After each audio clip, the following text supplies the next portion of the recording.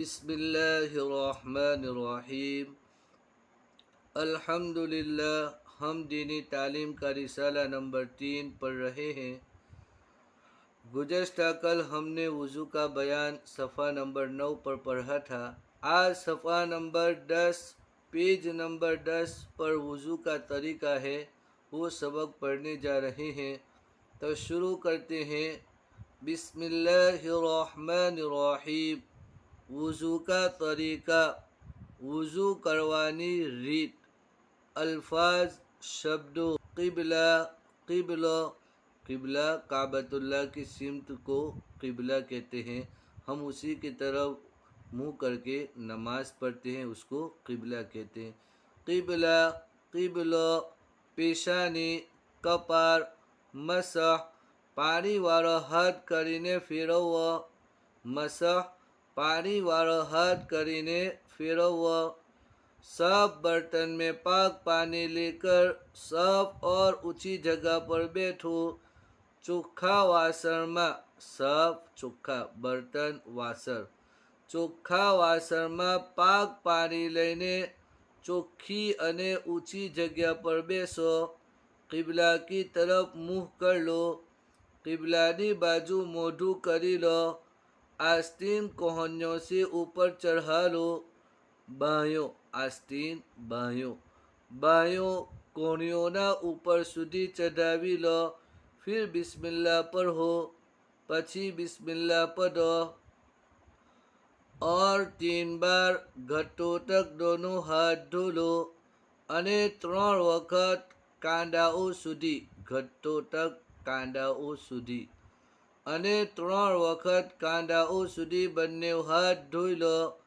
फिर 3 મરતબા કુલ્લી કરો, પછી 3 વખત કોગળા કરો, કુલ્લી કોગળા, પછી 3 વખત કોગળા કરો। મિસવાક કરો, દાંતણ કરો, મિસવાક દાંતણ, दांतन करो। मिसवाक न हो तो उंगली से दांत मल लो।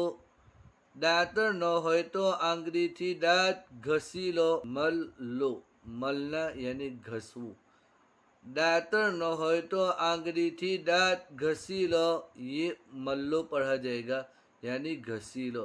यानी अगर किसी के पास मिसवाक नहीं है तो वो उंगली के जरिए से अपने दांतों को घिस ले, सफाई कर ले।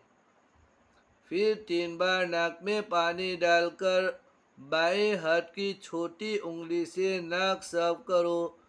પછી 3 વખત નાકમાં પાણી નાખીને ડાબા હાથની, બાएं हाथ की ડાબા હાથની નાની આંગળીથી નાક સાફ કરો।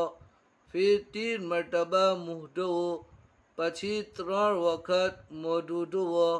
मुँह पर पानी जोर से न मारो, मोढ़ा पर पानी जोरથી न मारो, बल्कि आहिस्ता से पेशानी पर पानी डालकर धोवो। बल्कि धीमेથી कपार पर पानी નાખીને ધોવો। यानी પાણીની છાલક નહીં મારે કે જેનાથી આપણે આંખોમાં નુકસાન થાય या કોઈ કચરું વગેરે હોય તો આંખમાં જતું રહે, બલ્કि ધીમેથી કપાળ પર પાણી નાખીને મોઢું ધોવું જોઈએ। बल्कि धीमेથી पेशानी पर पानी नाखीने धोओ।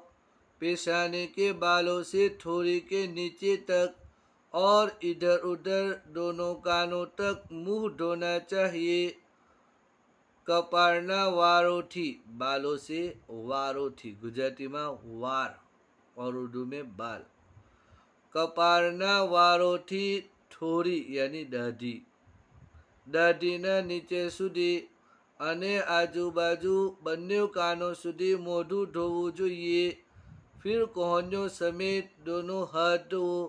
પછી કોણીઓના ઉપર સુધી, સમેત ઉપર સુધી, પછી કોણીઓના ઉપર સુધી બંને हाथ ધોવો। पहले दाहिना हाथ 3 बार, फिर बायां हाथ 3 बार धोना चाहिए। फिर दोनों हाथ पानी से तर करके यानी भिगोकर सरका मसह करो। पहला जमणो हाथ, दाहिना हाथ, जमणो हाथ, पहला जमणो हाथ 3 વખત, પછી ડાબો હાથ 3 વખત ધોવો જોઈએ। પછી બંને હાથ પાણીથી લીલા કરીને, तर करके यानी लीला करीने, यानी भीगो कर એટલે કે पलारीने। भीगो कर का माना होगा पलारीने, तर करके का माना होगा लीला करीने। પછી બંને હાથ પાણીથી લીલા કરીને એટલે કે पलारीने, ये दोनों जो कौंस है, कौंस को उर्दू के अंदर यानी पढ़ा जाएगा। यानी हम पढ़ेंगे पानी से तर करके यानी भिगो कर, तो ये कौंस को यानी पढ़ना है। गुजराती के अंदर उसका माना होगा एतले।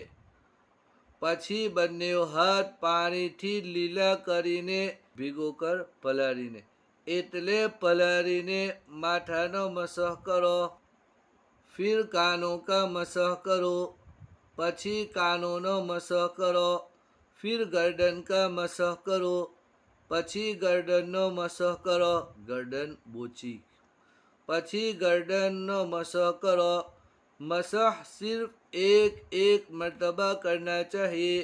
मसह फक्त एक एक वक्त करવો જોઈએ। यानी पानी से जो आज़ा धोए जाते हैं वो 3-3 मरतबा धोना सुन्नत है, और मसह सिर्फ एक एक मरतबा करना है, उसको 3 मरतबा करने की ज़रूरत नहीं है। फिर 3-3 मरतबा दोनों पाँव टखनों समेत धोવો, પછી 3-3 વખત બંને પગ ઘૂંટીઓના ઉપર સુધી ધોવો। ટખનો ઘૂંટી સમેત ઉપર સુધી, ઘૂંટીઓના ઉપર સુધી ધોવો। पहले दाहिना पाँव फिर बायां पाँव धोना चाहिए। पहला जमणो पग પછી ડાબો પગ ધોવો જોઈએ। तो अल्हम्दुलिल्लाह ये पूरा वज़ू का मुकम्मल तरीका है। स्टेप बाय स्टेप हमें बतलाया गया है कि किस तरीके से वज़ू करना है, पहले कौन सी चीज़ धोना है, उसके बाद कौन सी चीज़ धोना है। तो इस तरीके से हमें वज़ू करने की आदत डालनी चाहिए, और अपने बच्चों को भी इसी तरीके से वज़ू कराने की आदत डलवानी चाहिए। तो उम्मीद है कि आपको अच्छी तरीके से समझ में आ गया होगा। दुआओं की दरख्वास्त है। फ़ी अमानिल्लाह। अस्सलामु अलैकुम व रहमतुल्लाहि व बरकातुहू।